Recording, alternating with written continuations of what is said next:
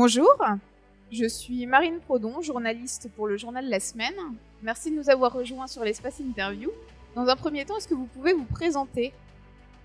Oui, bonjour, je suis Jean-François Prévost, je suis le président du groupe Quadral et président exécutif du groupe Evel Participation Immobilière.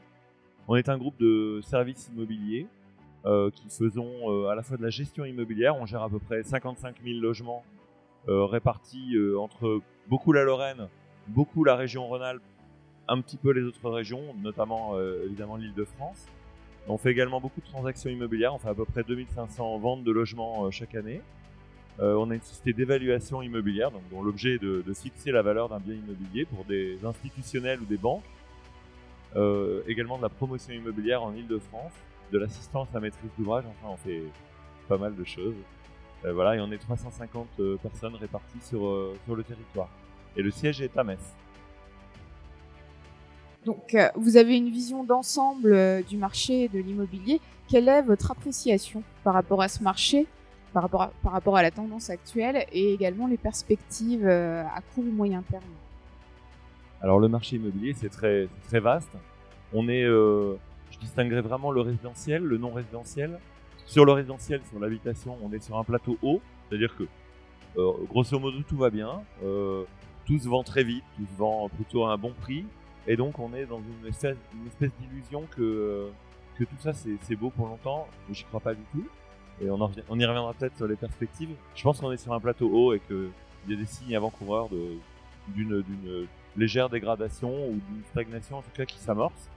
Après, sur le marché non résidentiel, celui des bureaux, finalement on connaît la même tendance qu'en matière de logement, c'est-à-dire que le bien-être dans l'habitat, on le voit arriver très fortement depuis la période Covid, le bien-être dans les bureaux également, si bien que les bureaux qui sont dits prime, c'est-à-dire centre-ville, grande qualité, grand plaisir à y travailler, pas de problème.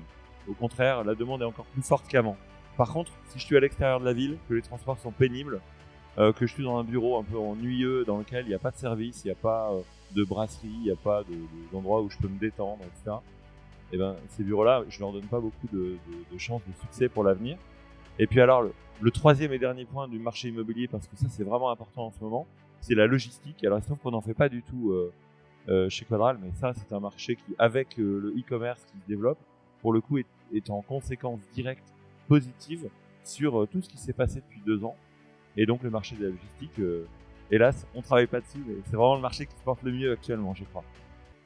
C'est pas un marché que vous souhaitez développer prochainement ? Si, c'est évidemment, ça fait partie des sujets qu'on explore évidemment chez nous. Oui. Alors, vous participez à cette 3e édition des Assises de l'immobilier.